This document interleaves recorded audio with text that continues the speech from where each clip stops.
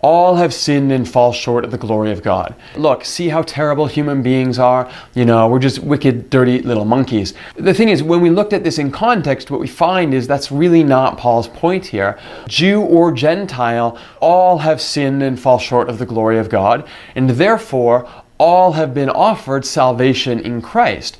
This is Paul's argument against in-grouping and out-grouping and thinking that our group is somehow better than every other group. Okay, so what about some of these other passages that we may have heard? What about where God says, I am so holy, I cannot even look at your sinfulness, it disgusts me. We're just wicked, dirty little monkeys.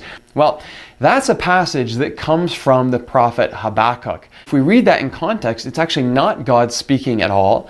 It's the prophet speaking about God. Your eyes are too pure to look on evil. You cannot tolerate wrongdoing. We're just wicked, dirty little monkeys. But if we keep reading the second half of that same verse, this is what we read. Why then do you tolerate the treacherous? Why are you silent while the wicked swallow up those more righteous than themselves? This is actually a verse talking or questioning God about why he does tolerate sin, why he is patient with those who are treacherous, why he extends such grace to people who don't even seem to deserve it. This verse in Habakkuk is actually about God tolerating the wickedness of people.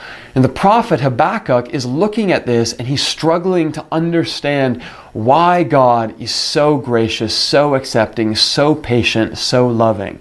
He's struggling to come to terms with the God who is more gracious than he thinks he should be.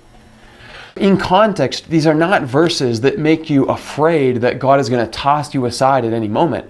This is a verse that should remind you that God is so patient that he will be gracious and accepting even when you don't expect him to be.